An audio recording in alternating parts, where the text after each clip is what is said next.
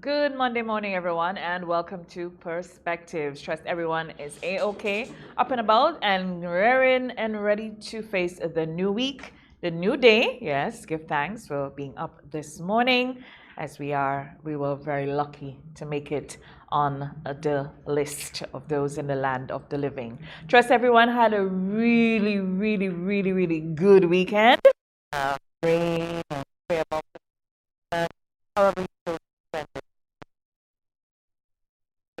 Gotta say good morning to everyone who's joining us across the various platforms on Mikey Live, on our Perspectives page, on Partygrenada, TNR Communication, Sister Island Carriacou. Good morning to the brothers and sisters in Carriacou. Welcome everyone. MTV on air and online. Thank you so much for broadcasting Perspectives. I'm Brenda Batista, moderator, and we're riding as a duo today, as our third wheel is missing. Say good morning to Mr. Byron Campbell and Senator Deali. I think he's somewhere sailing. Coming from Carriacou. Good morning, Good Brenda. morning. Viewers. How are you? I'm good today. Very good, actually. Good. Let me say that. Good. Because I'm not working today. I'm going to take the day off today. But a great week. Rains, which is good. It was not the kind of showers we had the previous week, but moderate, and I think farmers are comfortable with that level of rainfall. Right. So that's good. What's been happening? A couple of things on my mind, Brenda. And I reflect on them before. During the week I listen to the news and I try to get a sense of what's on. And something that keeps recurring is sexual violence. And we can't speak about it too much, so to speak. I think it's happening. It's happening in my village. It's happening in other communities, particularly sexual violence against children, minors, and also incest. And this is, it's not just unacceptable, but it's the question is that we have not had I've not seen actually the report from the Royal Grenadian Police Force for the second quarter, but I know the second quarter was alarming, the kind of increases we had. We don't even have to wait for the report. Clearly, but what's happening now? I mean, you listened to the news last week. It was sexual violence, it was incest, and it's on and on. So the question is, are we doing sufficiently? Is deterrent adequate? For me, I think it should be mandatory jail. And a long time. You mean the offense should not be bailable? Yeah. Okay. But the question is, human rights come up. The question is, you're not guilty until proven innocence. So there's issues as a society, as a community, that we have to deal with. But I don't know what the solution is. We need to have some kind of discussions on this and find deterrent is inadequate in my view. We are not. Because it's not just when you hear about the incident, like last week, and what you're not hearing about, or what we are not talking about, are the victims. That for the rest of their lives they are affected, and the coping mechanism and the support and all this that they need. It's a lifetime struggle.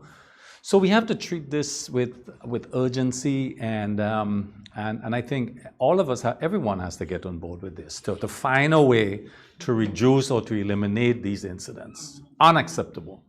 Very, very much so. I think from 2013 to present, a lot has been done to advance legislation, to put stopgap measures and monitoring in place, and so to capture all of these through the various agencies led particularly by the Ministry of Social Development and the Royal Grenadian Police Force, to the point where the RGP they implemented the Special Victims Unit and all of that. So responses and so on. Education, a plethora of those led by community groups, schools, and people it is imbued in us. And I say that because we can say all we want about legislation and stopgap measures and so on. But if something is cultural and socially Yeah. who you are Yeah. and what it is, then it needs to be addressed from the core, at the core. Yeah. So I think what is happening now with the arrests, the reporting, the diary that is going to come We know in. about it now. The fact that we're talking about it is it's coming out. Right. That's important. But what is even more important is that whenever these things, just to kind of give some meat to my point about the cultural and social thing, because you know us, you know, we're Christian people and we're so nice and nothing bad happens here. So every time you hear, like last week there was this program and people were calling in about this incident with the child being molested and so on and so forth. That's the one in St. Andrew. And I checked. Of 12 women callers, 5 said they were sexually abused by either a relative, a stepfather, or somebody. There were 3 of them said they now live in the UK. There was one, she lived in Florida. I think she's now a therapist.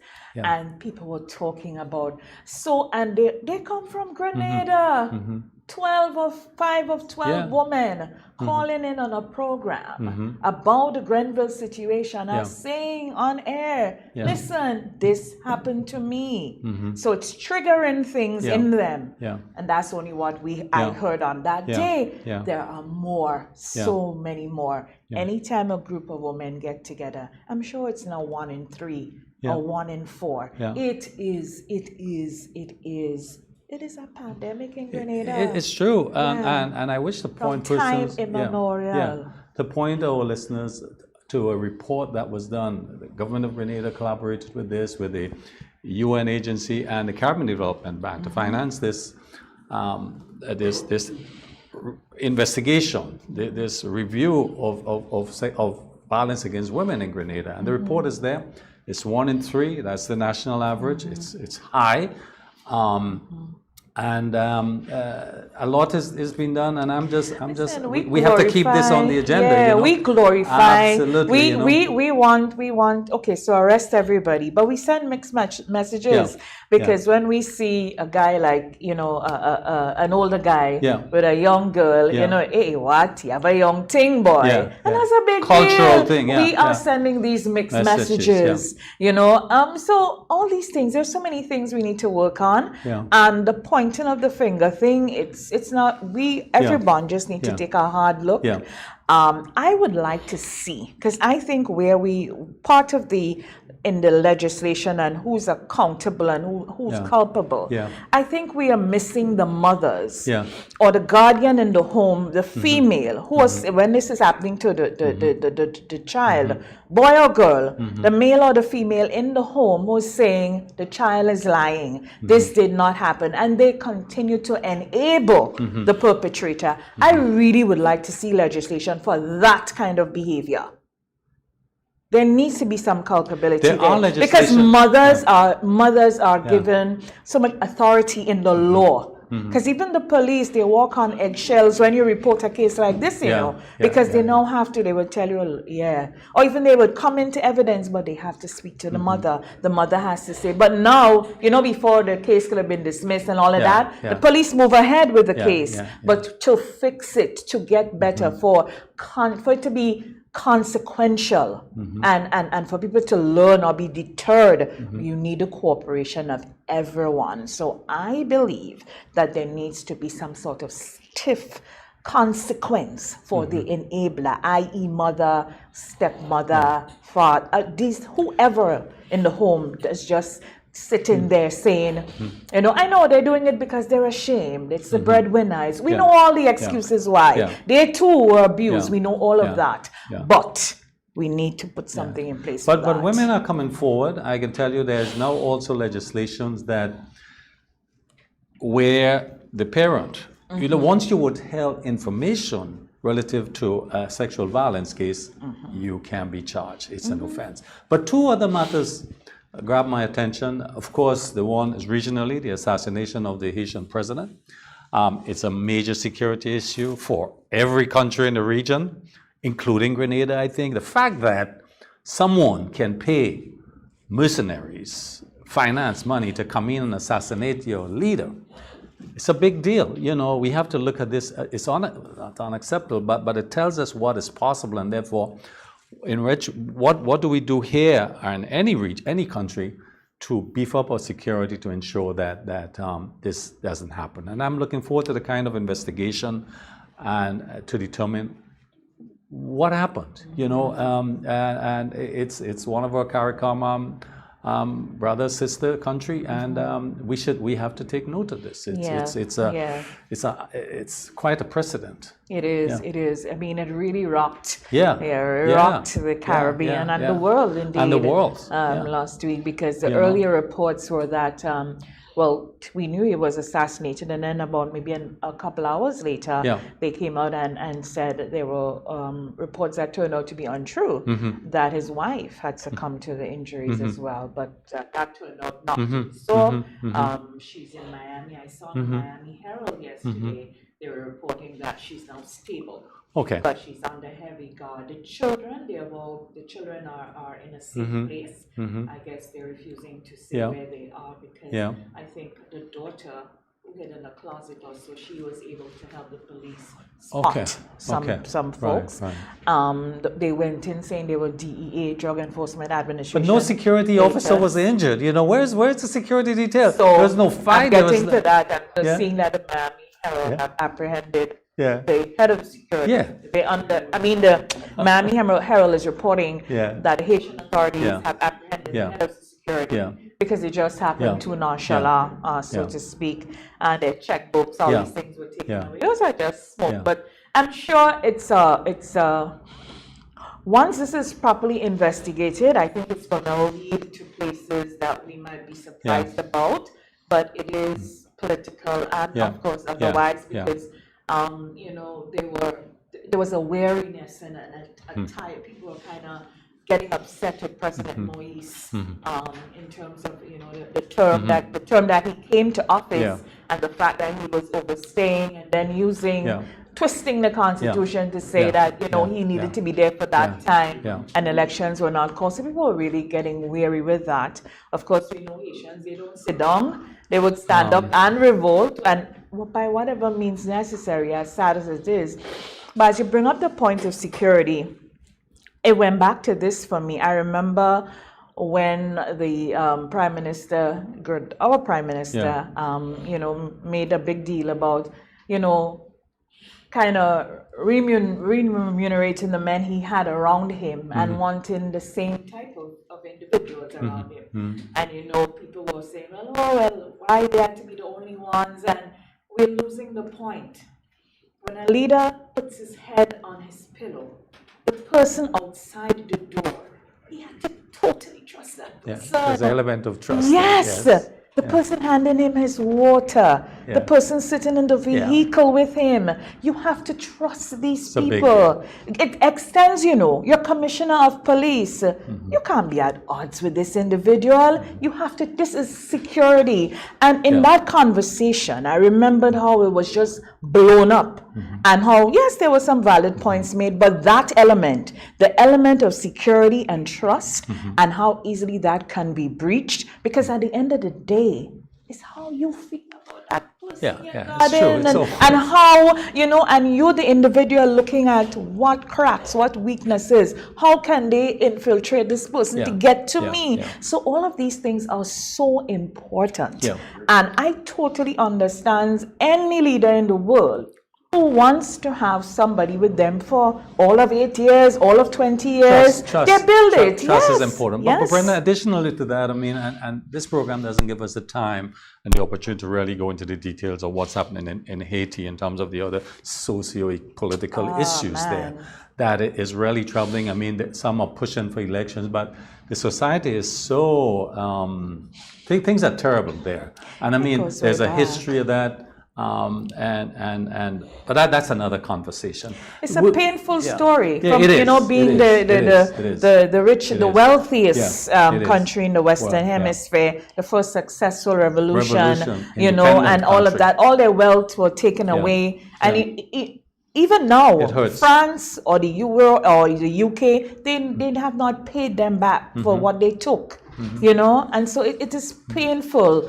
The Haitian story is a really, really, really painful one. It's true. And, you know, historically and Yeah. everything. Yeah. And I see people making the point that, you know, people, they waxing religious, that, you know, Haiti would never see God, they work in too much obeah. Look, stop it. You know, stop it. Get to understand our culture and all of that. You know, just understand that. Another issue, Brenda, is that we know that, and if we look around, that oil prices continue to rise internationally. And again, it's based on demand. The US and other countries, summer is coming, people are driving more and other issues. But it would have implications for us in terms of our economy, because the oil price, which related to our electricity and other usage, vehicle usage, is going to go up. Sometimes you blame the government. But these are international factors operating here that Grenada, we have absolutely no influence on this. So it's something to note that we'll have these economic implications coming, because the price of gas, the price of fuel continues to go up internationally, and this is simply based on demands right now. You know, so it's something. So next week, the 18th, we would see a rise in gas price again. That's what you're saying. Something to watch for. Something that we need to watch for. I noticed. There seems to be a carnival atmosphere in some communities. I know in at least, I think Will is one of those communities. You see, there was Jab on the weekend. I noticed too, there's a petition for carnival, so that trying to petition the government to provide the holidays and allow some level of carnival. COVID is still there. What about safety? These are issues that as a community we still have to be focused on. The only thing I'm going to say on this for now, from my little corner, social animal that I am, let me say this right. You know, you need to say it right. Because sometimes the intention and what is received are two different things. Yeah. I'm a professor used to say, when that happens, Brenda, you did not communicate properly. So here we go. Now, COVID is still very present. It is a pandemic. The way it's looking to me, it's not going anywhere soon. We're having different strains, having different variants, and so on and so forth. The only variant I'm concerned about right now is the variant of safety, the S variant, the variant of safety. Now, we are mixing more, a lot of social mixing. We are going about and we are mixing. We have like a stopgap measure available to us in terms of vaccination, but our vaccination is pretty low, right? People are still trying to wrap their heads around what they put in their body, whether they do it, how they feel about AstraZeneca, whether we should have more vaccines, all of that sort of thing to give them choices. So people are still wrapping their heads around that. Right? So all of that is happening. We're mixing more. The pandemic still pervades. We're not getting vaccinated. We still have, I find, as a recipe for disaster, because carnival activities are about mixing. You really can't avoid that. And I am not in a position to give the government any advice, neither would I be so facetious. But when the Prime Minister announced earlier that we're not going to be having an official carnival, but it would allow some level of cultural events, I thought, yeah, we could do that. I like that. I like the song of that. Come to Boise and lead a fete.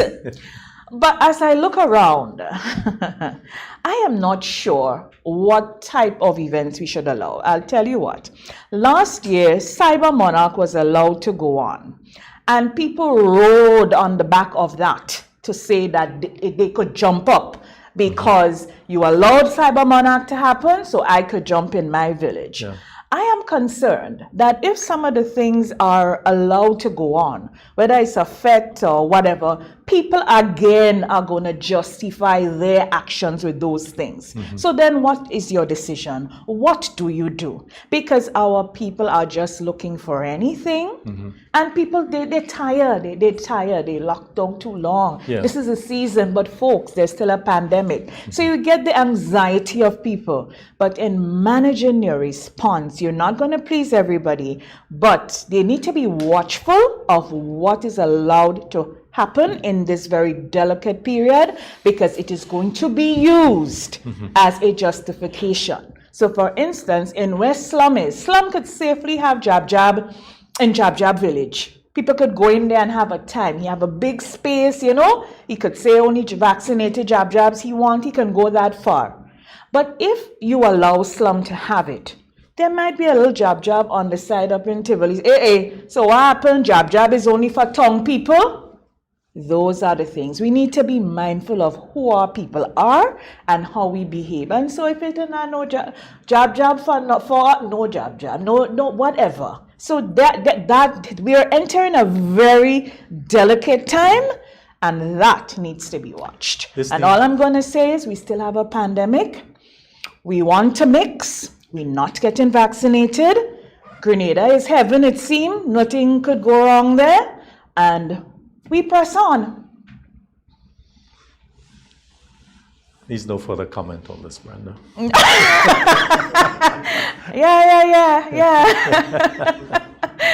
Anyway, folks, we take a quick break. When we come back this morning, we have a special guest panelist with us. We just managed to grab him, and I think he had to run off to cabinet meeting, but we'll have our first cabinet here. Of course, the Honorable Peter David, he's our special guest this morning on Perspectives. We'll be right back.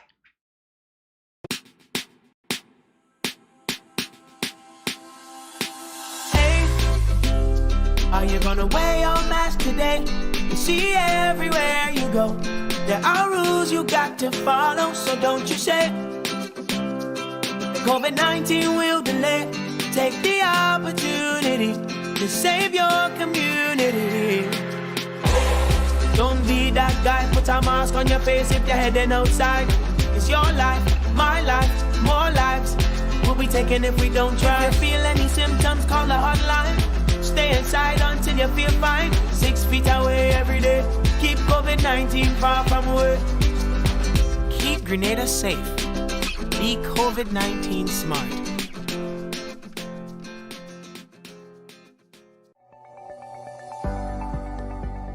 Get vax. It's your best shot. Hello. A message from the Ministry of Health.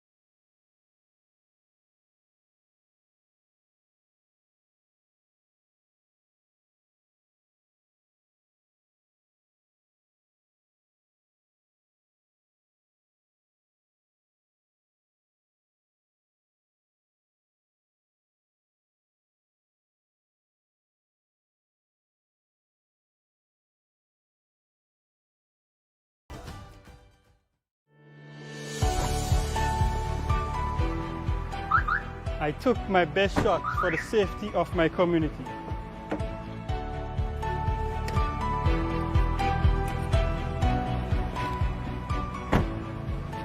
Get vaxxed, it's your best shot.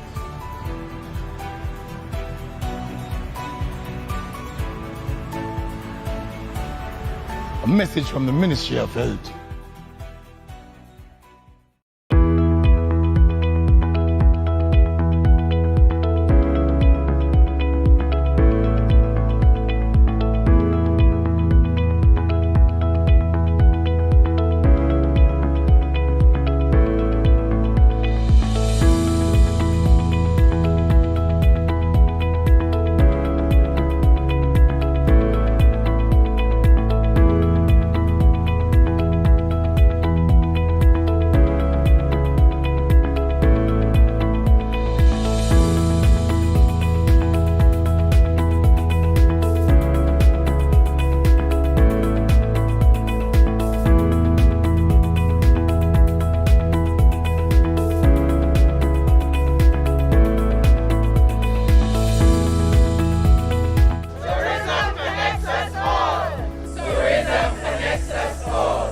Tourism connects us all. Tourism connects us all.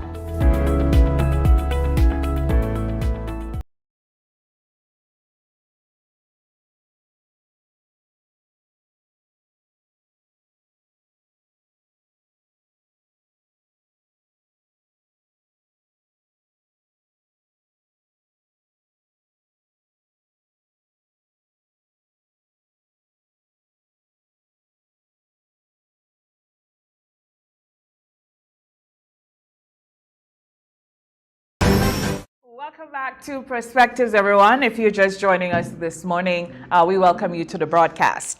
Our special guest panelist this morning is the Honorable Charles Peter David. He is the MP for the town of St. George. He's also a Minister for Agriculture, Labor.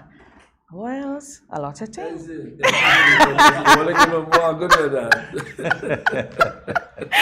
A good morning and welcome. We sit in your constituency, at the heart of your constituency, and it's a pleasure to have you here this morning, Minister David. Mine, Brenda. Happy to be here this morning. Morning, Brenda. Morning, Byron. Morning. Morning. A pleasure to be here on your day, so? Well, you know. No, I have to put on your... Anymore. But as you said, I'm on the way to cabinet, just passing through to have some discussions with you to see what you want me to do in the cabinet. So I'm here to take instructions. Okay, so what do we want you to do in the cabinet? We advocate on behalf of the people.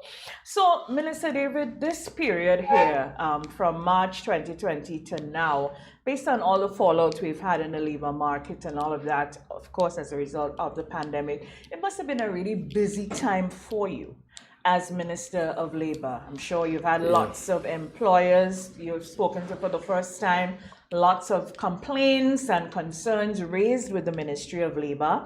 What are some of the things that stick out to you, and what if anything, have you put your finger on that we need to do better going forward? Yes, you're absolutely correct. Well, thanks for having me this morning, but you're absolutely correct. The issues with labor, of course, we still have the routine, employee-employer difficulty. But I think coming from the pandemic, the big issue is what is an employer allowed to do with respect to employees, and the issue of, can an employer insist on an employee being vaccinated, and the protocols. Additionally, when can employers open their businesses, which businesses can be opened, which businesses can't be opened. Remember, early in the pandemic, we had the Caribbean agro issue, where they were open an essential business particularly for agriculture, and we had a breakout. It was one of the few places we had a breakout, so we had to treat with that. To get it reopened, because you had farmers with livestock that was suffering because of shortages of feed, and on the one hand, and then you had the problem of COVID in the workplace on the other hand, and the possible infestation of workers. So yes, there were challenges. We did cope with it. Caribbean Agro, I must say, cooperated very well with the COVID committee. At the time, I was on the COVID committee.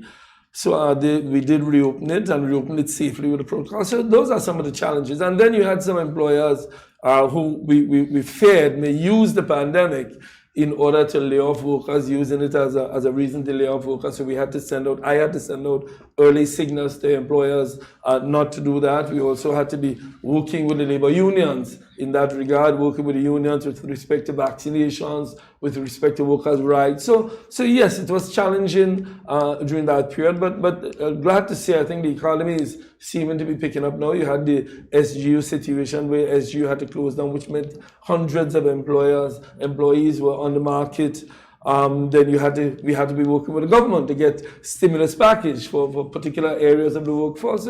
So yes, Brenda, it was challenging. The government did intervene in many cases to provide stimulus for workers in several areas. And in addition to that, you had the continuation of the negotiations between the government and the government employees and teachers. As Labour Minister, I am not participant on either side, and it came to me as a mediator.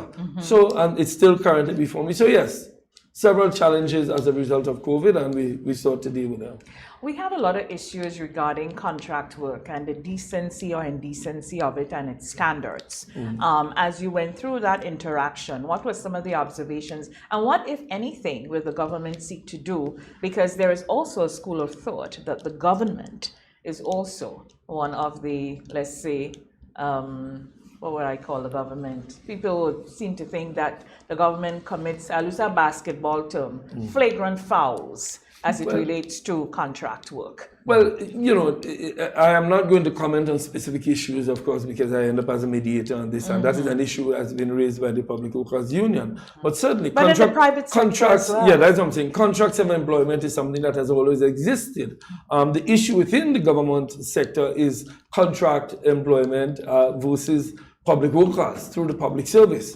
And it is a difficulty where the Prime Minister himself mentioned, where you have some contracts that sometimes are going on, the Imani situation, for example, going on too long and you have to regularize. So those discussions are taking place. Yes, it is an issue that's being raised by the public workers. Yes, it is an issue that we have to work on. But again, as Minister of Labour, I'm called upon to mediate these things. So I hardly comment on that. But certainly in the private sector, we have to ensure that contracts are done in a way that is in the interest of workers. Now, my role as Minister of Labour is to ensure fairness in the market.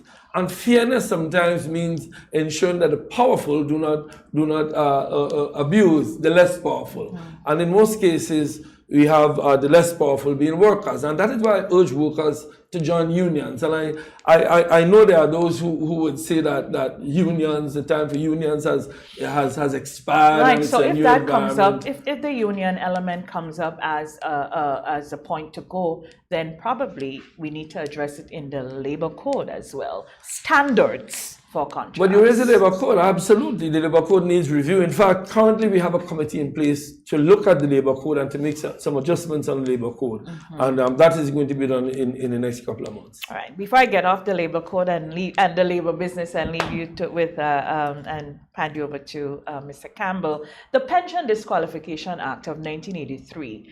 What remedies are your government is looking at? And before we get there, though, I think it's important to understand a bit what was the structure before 1983. Well, the fact is, when the revolution brought in the NIS, it was felt at the time that it was trying to be fair to everyone in the country, not just public workers. There was the NIS. The NIS was aimed at ensuring that when workers leave their work, there is something for them. And therefore, the NIS was brought in by the revolution, a very revolutionary act, a very progressive instrument. But of course, it had the effect of that we see with the public workers. There was an attempt a couple of years ago to resolve the issue between the public workers and the government. Of course, we know what happened with that. It's now before the court. So we are awaiting the court's ruling on that. But suffice it to say, when the NIS was brought in 1983, the intent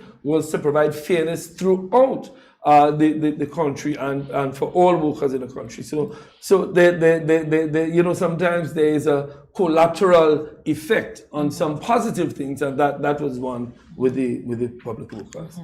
But in terms of remedies and moving forward, and maybe regularizing, I know the government did say that there's a willingness. They will do it. They will take care of. Well, the issue in that was the formula for getting it done. As you're well aware, the public workers and the workers with government did present a formula. The government agreed that there is a way in which it could be resolved. Unfortunately, they did not, and they had to do it 25%. But I don't want to go into that this morning. That will take us all morning. They did not find agreement, so the courts will now make a determination on what the remedy is, how it is to be remedied. And then and again, it is a matter that I am sure I will end up before mediating again. So on labor matters, while I make statements on policy on particular points of conflict, I'm always very careful. You're being very, very careful, the lawyer in you. And, it's funny because that is the thing I said, and we must look at. I believe we should set up some form of independent industrial court like you have in Trinidad and Tobago, rather than having somebody sitting in cabinet today and tomorrow I have to sit in mediating a matter between government and other bodies. It is not some, and in fact, in my negotiations with the public workers and the other government workers, I have to always try to convince them that I'll do my best to be fair and that it is not my choice to be a mediator in these issues, but the law is what it is. And therefore, I have to take off my hat when I get into the room and say, listen. And I must say that even on recent issues that we are having, I think I'm able to convince them that I will do my best. Sometimes I have to push the government. I have to say to the government, listen, this is what I believe should be done. And I have to say to the unions, this is what I believe should be done in issues related to government employee disputes. But it is a difficulty and an anomaly that I think we should seek to resolve. It is an anomaly because the Labour Minister cannot be an independent arbiter. And even if he can be independent, the appearance of independence perception is not there. But it is, the law is what it is. I do my best. We need to fix that part as well. We need to fix that. We are making recommendations to the government in that regard. Mr. Campbell? Minister, I have no questions for you. I don't like that, really. Well, I have a whole heap of answers for you. I would not be forgiven, I would tell you, But let me start, of course, as the parliamentary representative for constituency of St. George. The River Road flooding mitigation, this project. Now, we saw what happened 2 weeks ago in terms of the rainfalls, the flooding, and the damage that took place. Now this project has been around for a long time. I think the value is close to $50 million. That's quite a substantive project for the community. People are losing hope. Is it going to happen? What is the status of it, Minister? Well, I think, well, first of all, yes, let me accept what you just said. When I came into electoral politics in 2001, 2001, that issue was on the table. In fact, we've had consultations since then, and consultation upon consultation. And yes, there was some slowness on the part of all governments that's been in office for many years, because the River Road project is one that will assist, not only last week, for years. But the latest one, while it was not the worst, it brought to the fore the need. And I'm happy to say that work is starting, if it's not already started. In fact, the contractor has set up an office to the what we call up the road. He has set up his warehouse and about to start work. And if I'm not mistaken, work should be starting this week. In fact, I want to thank the Ministry of Infrastructure, Minister Cox, and previous to him, Minister Bowen, for giving it some attention. I have had, and Minister Bowen always said that I pong him all the time in the cabinet, when is the project starting? Because for me, I cannot go back to tell the people next year again. We have to get it done. So thank God, Minister Cox has been communicating with me over the last couple of days, and we are going to get it done. So we're going to see some action. Yes. I think if you drive up the road, when you leave here, you go up the road, you will see a building being constructed to accommodate all the material. Right. And you are the Minister of Agriculture, Minister. I can ask you any questions on agriculture. Any questions on agriculture? Fortunately, I can't mix agriculture and Member of Parliament because I don't have many farms in the town of St. George, at least not yet. We might have some hydroponics and aquaponics later on, but we don't have the land space. Minister, clearly, it's a significant portfolio that you're responsible for. Not just, we tend to talk about the full portfolio in terms of GDP, the value of it, but this is more than that. It addresses poverty, it addresses rural development, it addresses livelihoods, quality of life. Is a big deal for the majority of Grenadians. So you have an important task, sir. You recently had an agricultural symposium where you brought major players together. What was the result of this? What emerged from this? From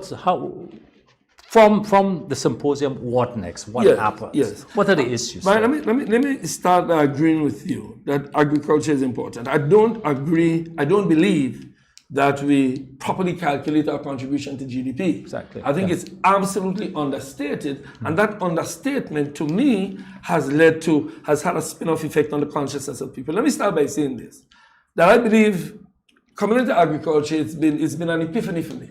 Yeah. I So see good to hear. its importance, Yeah, and I see why we have had some challenges. I think firstly is our own people's view of agriculture. We come to government eventually, but our own people's view. You know, if you have a family and you're doing well in school, you're doing well, you getting A's, you getting B's, you getting D's, you're going to say to him, you go and study engineering, you go and study nursing, but you have a piece of land, you go and work it. Our own people have not embraced agriculture. Truth. That is why the average age of a farmer is 57.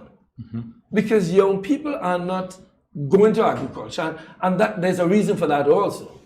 One is the nature of the agricultural production, the backbreaking work. You know, a lot of people see agriculture as a water boot, a cutlass, a fork, you go up and work hard in the morning, come back down late in the evening. But also, I think successive governments, and I'm treading carefully, have not done sufficient to turn that ship around because of the challenges of agriculture in small island developing states. Listen, we have 80,000 acres of land. I mean, that's a farm in big countries. Yeah. How do we get economies of scale? How do we provide when markets are demanded? I remember back in the day when we were touting nutmeg, and I think it was the Soviet Union, they went and they said they wanted about 5 containers of nutmeg. We just couldn't provide it. So I think we first have to start by laying on the table and showing the importance. Now, livelihoods, contribution to GDP, food security. COVID-19, in my view, Brenda, COVID-19 it's an absolutely terrible pandemic. Absolutely awful on its impact on people. But it has awoken us to the importance of feeding ourselves. And I hope that riding on that, we can lift agriculture. With respect to the symposium, yes, we brought people together to get ideas, and ideas from land use, marketing, the youth in agriculture, the pre-deal larceny. And what we are doing, because many people went into the symposium saying, yes, another talk shop. We're going to talk again and nothing will happen. We are currently preparing all of the recommendations into a booklet. We are going to go around the country, but most importantly, we are going to attach a work plan and a work schedule to each recommendation coming out of the symposium so that we can implement. For example, more closer ties between agriculture and marketing board. There are many people who believe marketing board falls under agriculture. No, it falls under the Ministry of Finance. We are going to have to develop a much closer relationship, maybe eventually leading to marketing board coming under agriculture, because that is a major thing with marketing. Pre-deal larceny. How do we deal with pre-deal larceny? I mean, we can go into the specifics. Youth in agriculture. How do we get more youth in agriculture? Do we need to encourage more technology? Financing in agriculture. It's easier for you to walk into the bank tomorrow to get a loan to buy a bus than it is to go get a farm. All of these things, but you know what it says to us? Even in pre-deal larceny, because pre-deal larceny, one of the big problems is people are buying stolen stuff. All of society, all of us, me, you, there is nobody in Grenada who is a non-farmer. We are all farmers. We eat the produce, and I prefer to say that all of us, in a sense, contribute to agriculture and agricultural development. So we need to get, they used to say in tourism is everybody's business. Agriculture is more. But Minister, it's going to come down to money, budget. We have a national budget. It's competitive. There's a lot of health and other education, a lot of demand in other sector. Traditionally, we've seen agriculture's budget the same or slightly reduced. It hasn't grown in recent time. What difference is going to make if you emerge with a nice plan and you don't have the resources to implement it? Well, let me agree and disagree with you. I agree we can always do with more money, because more money, all of us want more money. Health want more money, education want more money, housing want more money, I want more money, you want more money, everybody wants more money. But when you get the money, what are you going to do with it? So that is why this year we've said it's a year of organization and production. Because if you're not properly organized, no matter how much money you get, it can be wasted. So we need to organize the industry better, determine what are our priorities and pursue them. So for example, soursop is a big priority.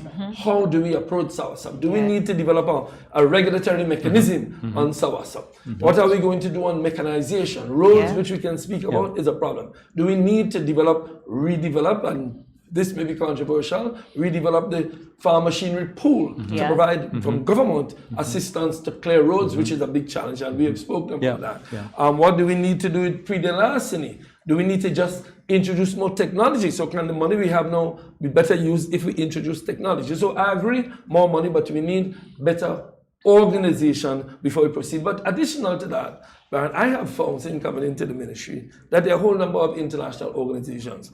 You have FAO, you have UNDP, you have all these organizations, and they are ready to spend. The problem is our capacity. Everybody in the government business knows that our capacity to spend. I have seen situations where money has to be sent back to donors because we don't have the capacity. We have to increase our capacity, which means spending more to get better capacity, but the better capacity will lead to more money, and not money from central government. Because what the budget from central government shows is what the government is spending. Fortunately, there's a lot of money going into agriculture through other financial mechanisms for financing. Be it UNDP, FAO, climate resilience money. There's a lot of money for that, mitigation money. So if we are better organized, Byron, I believe we can attract more money from the government also, but mostly from international organizations and mechanisms that are there to help increase agricultural production. In fact, in August, there's a huge summit in New York, a World Food Summit, bringing recognition to the fact that the world is now recognizing that agriculture is a pillar. Not only us in Grenada coming to that position, the world is now recognizing, so more monies will be flowing. The question is, does our public service and is our society ready to absorb that money? Because, there are strict conditions that are always attached. You know that. You're in that business. You use the word capacity, and you're talking about absorbing the money. So capacity will play a big part. And I think integral to that will be the human capacity. You mentioned the average age of a farmer. So that sounds like a threat for an island like us. And you mentioned the non participation of youth in farming. So, and we now have climate issues. Those are three threats. How are you planning? Well, no, you're absolutely correct. The human capacity is the major impediment. We need to get our technicians, firstly, ready to develop these projects. To get international financing, you have to develop projects. You need to have our technicians at the ministerial level and otherwise involved. We need to get more youth involved, and we can talk about the youth bank, youth and agriculture projects. So yes, what you said, Brenda, is absolutely correct. We need to get the youth. We need to get our society as a whole geared towards the absorption of those funds from international community. The threat of the climate, because like you saw the rains last week, and how it came down. I was having a conversation with someone, and they said, oh, remember that they wanted to dredge the river and so on and so forth. And I thought about dredging, and I went online and looked at dredging and how it impacts. While it may do a certain thing, it's also a threat, because the stones are in the river, the boulders and the stones are in the river for a reason, right? When we dredge the river, so how are we, those plans, and even, the River Road Mitigation Project, just to come back to that, we have the folks on the banks of the river. Are we going to be educating people, or are we going to be setting up structures so people move out of those situations that would threaten the very agriculture and the production on our livelihoods as we see? One of the major issues confronting us is land policy. Land and land use. Grenada is small. We have limited land. What do we do with the land? Where do we have development? How does this development impact upon other development that we want to do. So for example, if you build a number of houses in an area and the water is flowing because now you have drains, how does it erode or does it erode the agricultural land? So yes, we are just about, in fact last week, we are about to bring a land policy document developed over several years by previous ministers to the cabinet. But when we looked at it, we realized that we need an implementation plan for the policy because you know something, that we've done policies over the years, and 10 years from now somebody comes and said, do we have a land policy? I say, yeah, I remember we did one, but nobody implements. Implementation, again, is a huge deficit. We have very good ideas. I think we have sufficient ideas, Byron, if I may say so. How do we implement land policy? And yes, Brenda, you're right, climate change is a major phenomenon. Grenada has been very active internationally on climate change over the years, from our chairmanship of AOCIS and other international organizations that focus on climate change. But yes, we have to do more to ensure that, and this is where physical planning comes in. We must determine which lands are used best for agriculture, which lands are best for housing. You know, we sent out a team the other day to look at some land for a cemetery, because cemeteries are becoming a problem. And the guy came back and said, Minister, you're crazy. This land is very good to have a housing development, and that is what it should be used for. So we need to have a plan for Grenada where you know, and when developers come, we say to them, this is what you can develop here, both local and foreign developers. This is what you can develop here. This is what you can't do here. This is where it's for farming, not only for farming, but soursop. Soursop grows better in certain areas than in others. So a general land use and land policy has to be implemented. Well, that is way overdue. The relocation of the both schools, Minister, the schools at Queen's Park here, Wesley College and the Backstreet School, as they call it.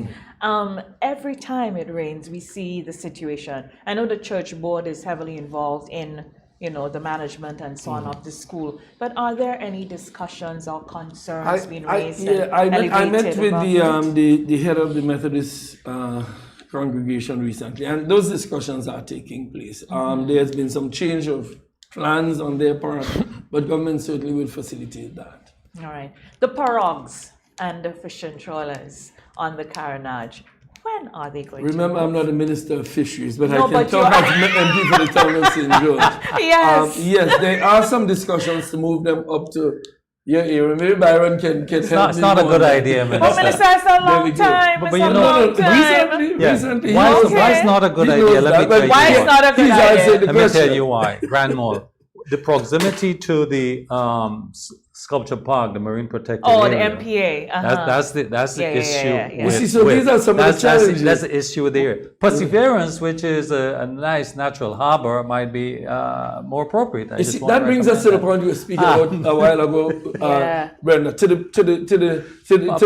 observer, it may seem, yes, just move it there. But here we go. There are issues that you have to deal with. But we all agree, though, that they need to move from the I agree that most of them need to move. I don't believe all the fishing trawlers, because I think keep it a couple of days a good tourism. They add ambiance. Adds ambiance to the area. People can pass and see how we fish. So again, we have to link things together. So fishing, tourism, land development. So it is a discussion we need to have. One of the things, of course, your predecessor minister began some work with the whole merger of the cocoa and nutmeg industries.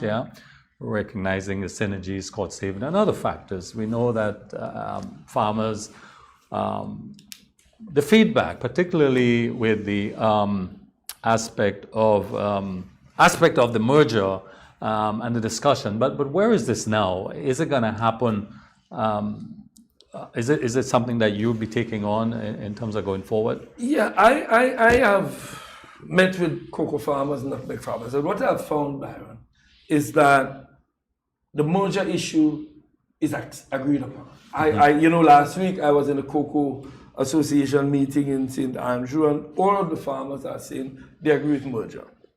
In fact, we've set up a committee with the GCNA and the GCA to work out the modalities, the mechanism for merger. The big issue with merger is the assets. The farmers in the associations are saying, listen, I must know what assets I own, because the GCA owns assets, the GCNA owns assets, the farmers they are claiming ownership in these assets, and they want share certificates to indicate their ownership before they merge, because they fear that in the merger they can lose value on their assets. So that has to be worked out, which means we need some very technical support there. And I believe we move forward on merger. I believe there is an appetite for merger, and it makes it makes common sense. I mean, there's some fears out there. You know, one lady asked a question, which was a genuine question: is the merger going to mean somebody's going to come from outside and come and take over the association? Right. I said to her, no. All the merger means is that instead of having 2 chairpersons, you have 1. Instead of having 2 accountants, you have 1. Instead of having 2 boards, you have 1.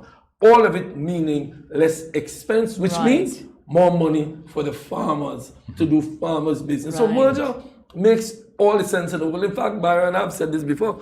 When I went to the COCO meeting last week, Friday, I looked around to my to Lauren sitting next to me and I said, "Am I in COCO or am I in Nutmeg?" Because it's the same people, same faces, in COCO, it's the same people in Nutmeg. Same faces. All it is, you have 2 sets of salaries going here, and there is so much synergy. But that's inefficiency. Even a lot of inefficiencies. That's the point. So no, I think, you know, it is all a question of trust. Yeah. If farmers themselves sit and chat about this, they will see that their money, the farmers' money, is being wasted by having 2 boards and 2 associations rather than 1. So yes, Byron, I am going to push it. I believe the farmers agree with it, and it is just to get these modalities sorted out. From your consultations thus far on the issue of marijuana, the decriminalization, we've heard governments on that, but what else, what is coming to you that you're sensing, you know, that the people want to see happen? On marijuana, you mean? Well, no, I think that there are 2 issues on cannabis. One, the issue of the commercialization or commercial approach to it, and the issue of the criminalization of a large section of our young population. When a young man is going to university and he's caught with a spliff, 1 joint, he can lose his entire career because that is a criminal offense.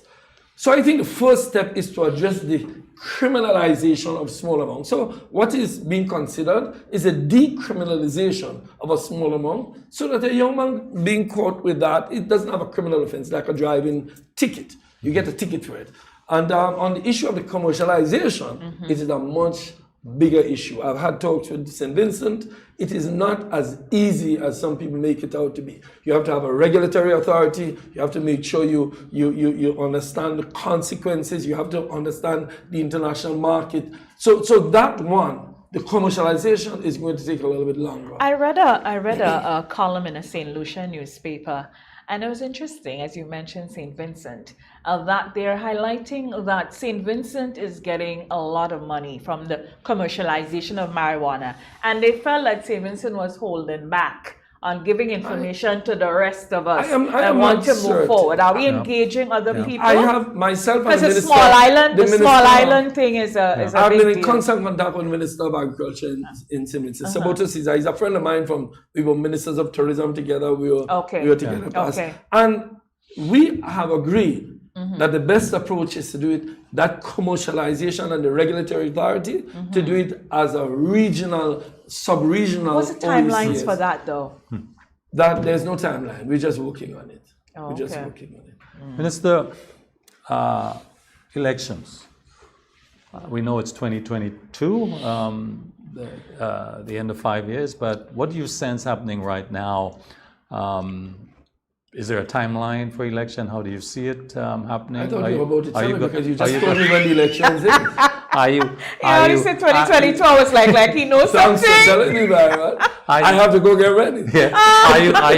We know that the main opposition party, the NDC, is working towards, I think, August, September for its convention. There's no leaders right now in terms of other than interim. Do you see this as an opportunity? Are you taking advantage of this situation? Can't stay away from the politics right No. No, I don't know what the ABC is doing. Quite frankly, I'm focused on what I have to do. Yeah. And when the Prime Minister determines it's time for it, I know that the date is 2023, but you just told me different, so I'll have to tell my guys we have to step up operation. So I'll work on that. Thanks, Byron. But I knew there was a good reason I was coming here this morning.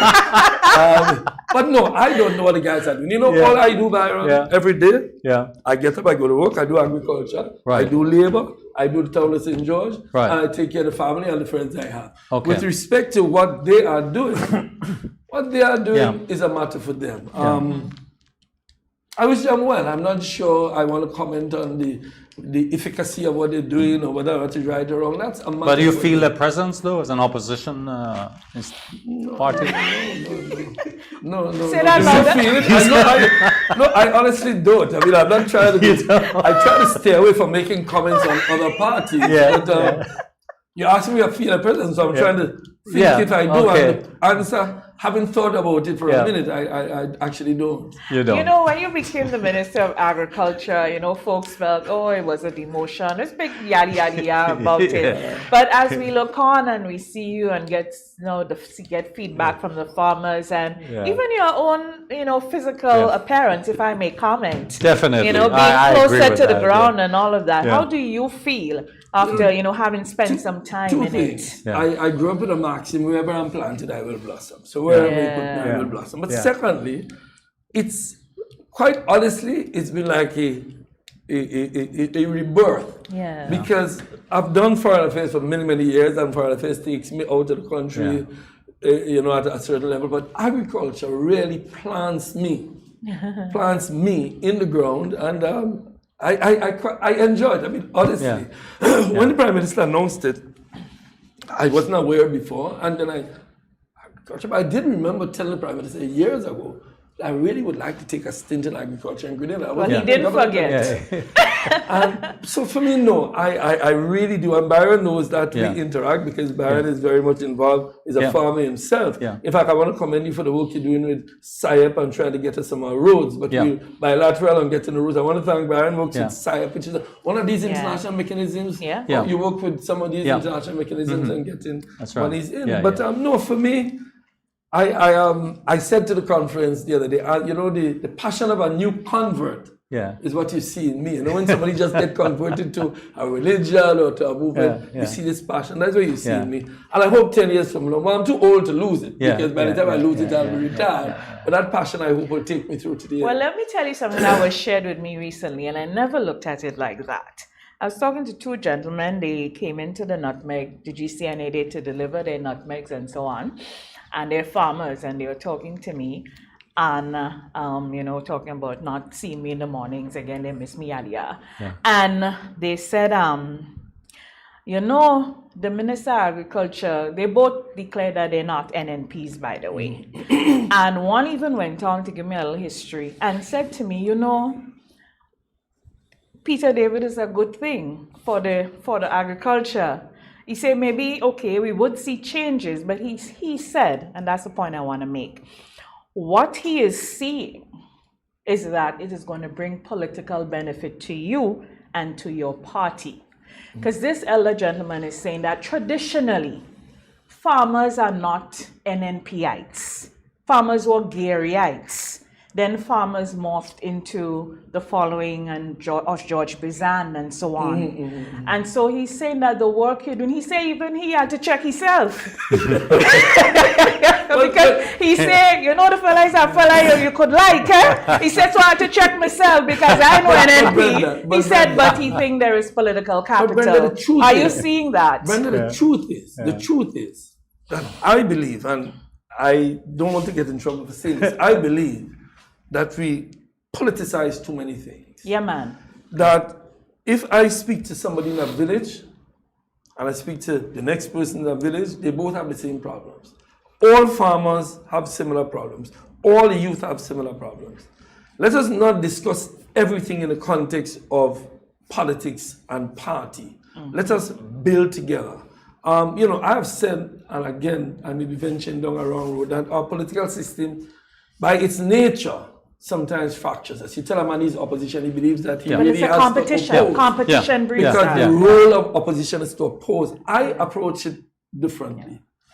I quite honestly don't care who you vote for when I come to speak to you about agriculture. Now, if at the end of it you choose to vote A, B, or C, that is fine. That is something for down the road. I've said to people, there will come a time when you have an elections and you will make a determination on who you vote for. In the meantime, between these 2 5-year cycles, let's build the country. Let us look at the kids. I have 9 grandchildren and 6 children.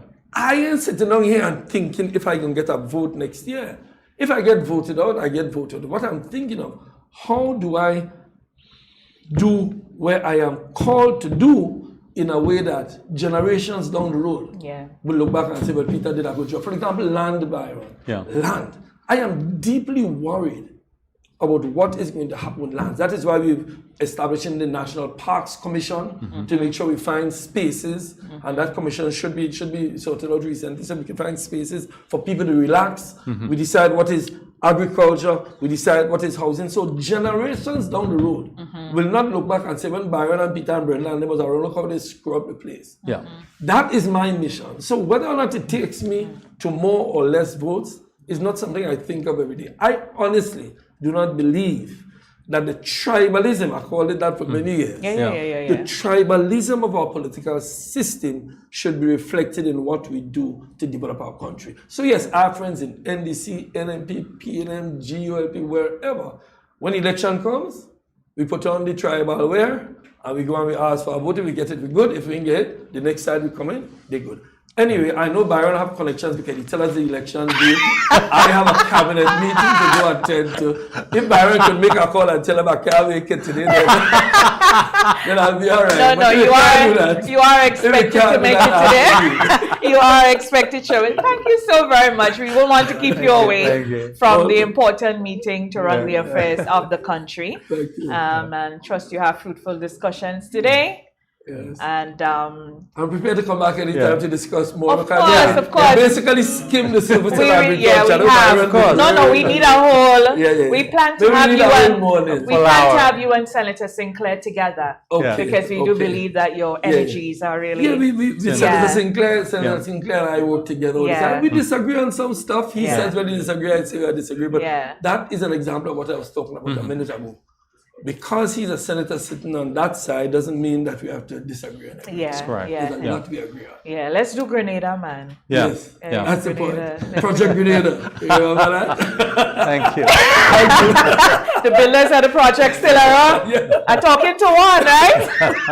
Oh boy. Thank you. Thank you so much, Minister David. Thank you so very much. I wanted to ask your thoughts on Haiti and Cuba, but we'll get that another Next time because you have to run. It's time for cabinet. We take a quick break. We'll be right back.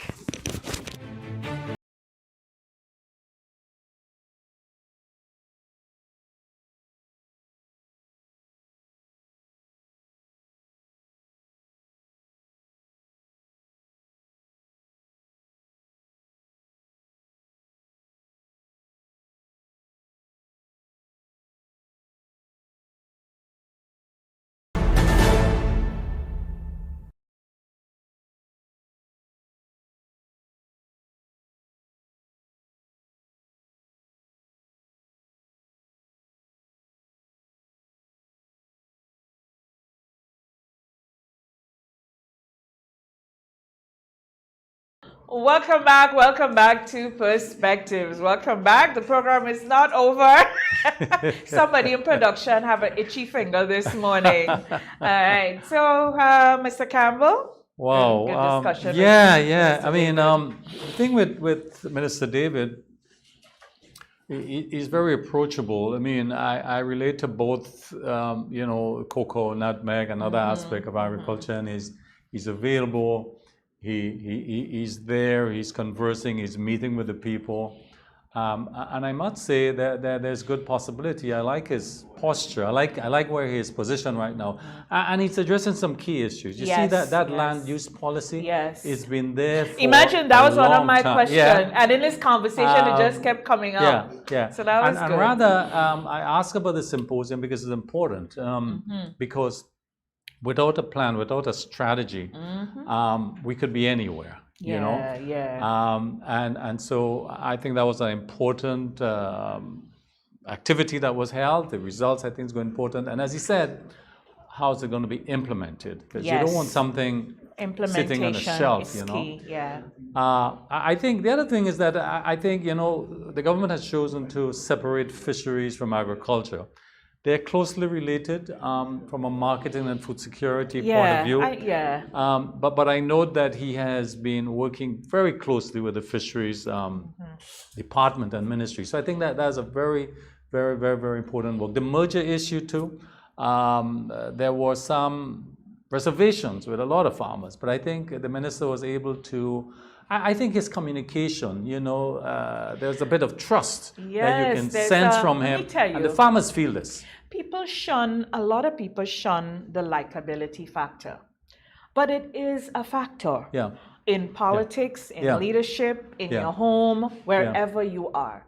Based on how people feel about you, how you present yourself to them, what are the consistent messaging when you send off energies or whatever, people receive that because we are first human beings before we are anything else. So how people feel about people, and that is very, very critical in these interactions. And whether we like it or not, this man is blessed with, the gift of the gab. He's charming. People just, they take to him.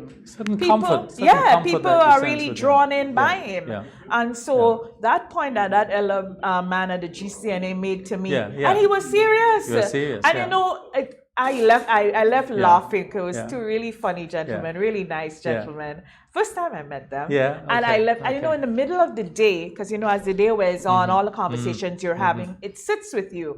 And it just sat to me, and I was like, that man is so correct. And you may not see these things, but that's what they are. And maybe the Prime Minister in his wisdom, maybe that's what he saw. Sometimes you question choices people make, but you don't know where they are making these choices from, or even if they didn't make it with that in mind, that emerged from the decision that was made. So there's so many factors, but in terms of this man, who he is, what he does, Peter will be Peter. I think so. Peter will be Peter. Some folks like him to be bad boy Peter, good boy Peter, whatever Peter. He is, and it makes a good contribution. And indeed, whenever anyone puts themselves up for public life, you're in for a lot of this, and it's a lot of ups and downs, and there are huge expectations. I think what he's given the industry is hope. Yes.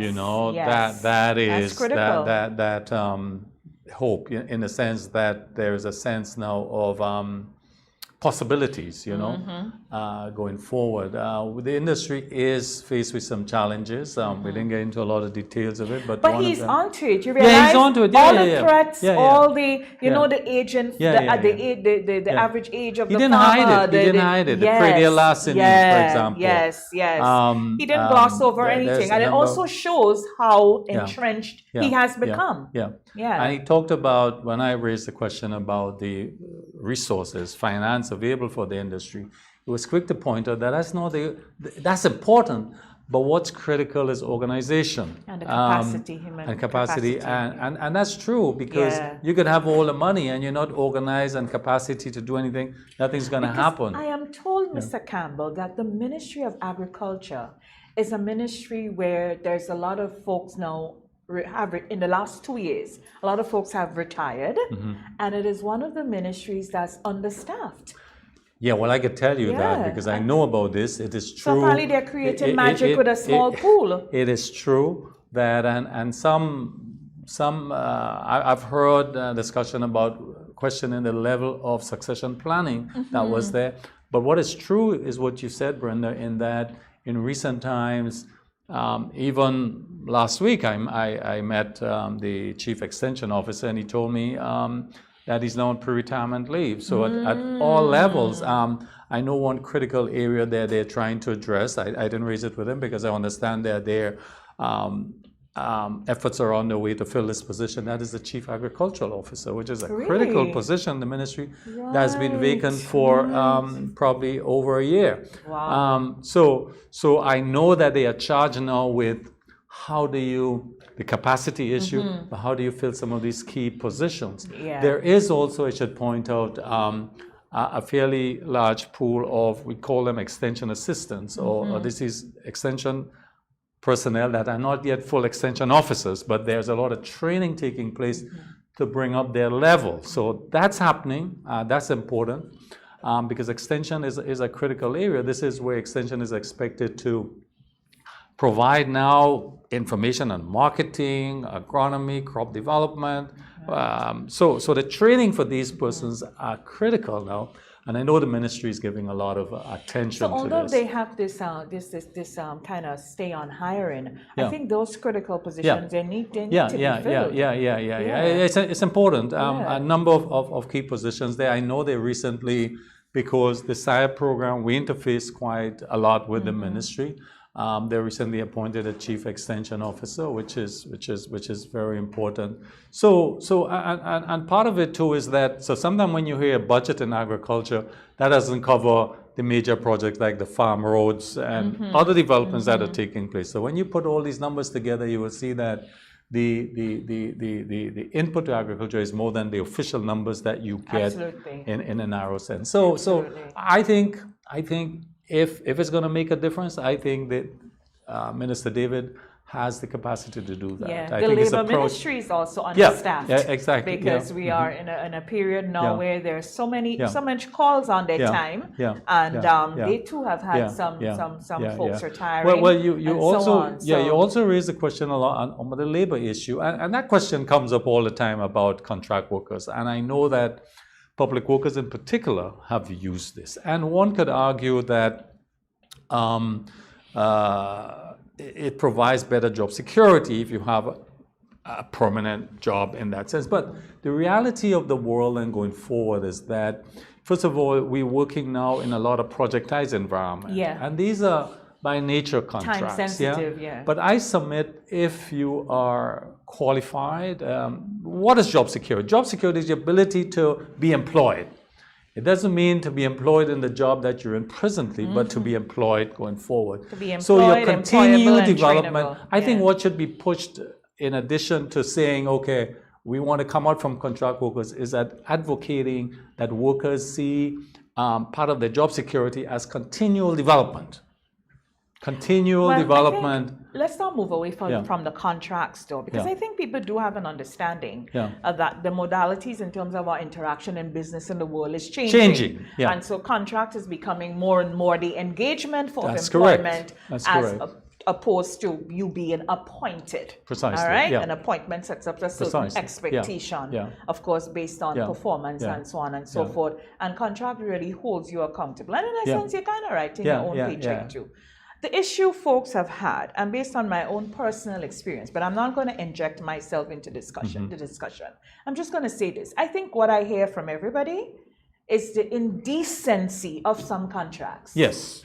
So we need standardization. That's why you talk about the legislation. Correct. And so the minister says, if you're in a union, because of representation, unions really represent on your behalf and so. But then there are some folks that choose not to be unionized, or it doesn't work out in there. So then the labor code, the overarching law of the country, should seek to address that. So contracts need to be standardized. Exactly. There are certain little indecent clauses and behaviors in contract that should never be allowed, whether in government or in private sector. And that is what we need to look out for and protect. I think people understand that contract is the way we're moving forward. One of the big issues with contract workers, or the implications are from a financing point of view. You go to a bank, But I think financial institutions now are becoming more Yeah, yeah, flexible yeah. and understanding. That's getting better. In this. That's getting better. And so that's getting better. important. So we have to push this also. That's getting better. Because contracts, I agree, at 2 level, it's here to stay, I believe, in many respects. But how do you, in other words, as a contract worker, you should not lose benefits or so there's issues there, and I'm glad it's been raised and discussed. And the issues presented the issues presented in this pandemic, as it relates to employment and business and all of that, it does not make it any easier not to institute, because companies have been so badly hit now. Imagine companies who are holding huge pensions and years of service and all of that for employees. That is a cost to the company. So now companies are not getting into that sort of thing. They need you to sort out your own insurance, all of that, that kind of thing. So engagement is changing. So imagine that changes, and then you're still being indecent inside the contract. No. I agree with you, Brenda. Some companies are taking advantage of it, and that needs to be regularized. And it's going to happen within the labor code environment. We need to get to the point where you should be able to show the police your contract, and they deal with whoever signed the contract. That's correct. That you're breaking the law. Yes. That's right. Yeah. That's the point we need to get to. That specific and scientific we need to get to in contracts. Okay. But anywho's, it's been a good morning. We missed our third wheel. Of course. Missing our third wheel. So Senator Diali. Yes. You know, we wish him a good week, and we look forward to seeing him next week. Hi, Chris. Next week. We're having a safe journey down. We won't say down from where. We just say down. All right?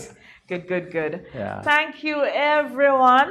Here's to a wonderful week. So we're halfway into July already. You see what's happening? Yes, holidays coming. Just now we're saying Merry Christmas. Merry you realize Christmas. that, right? Yeah, it's time. Time. Have a good week, everybody. We thank you so much for joining us this morning, wherever you were.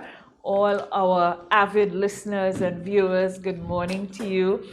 The Depradine brothers, Mr. Bayer, Eddie Frederick, good morning, wherever you are. All the folk. Shadina, always joining us. Good morning. These are folks I know that every week they're in there, and there are others as well. To all the broadcast entities, we thank you so very much. Mikey Hutchinson and the Mikey Live team, thank you. Partygrenada, Nathan Benjamin and his network, thank you guys so very much. TNR Communications, our perspectives page. MTV on air and online, thank you so much, MTV. And Sister Isle in Carriacou. Thank you. Have a good day, everyone. Have a great week. And if you can't have a good day today, don't be messing up anybody's day. Until next time, I'm Brenda. Bye-bye. Bye-bye.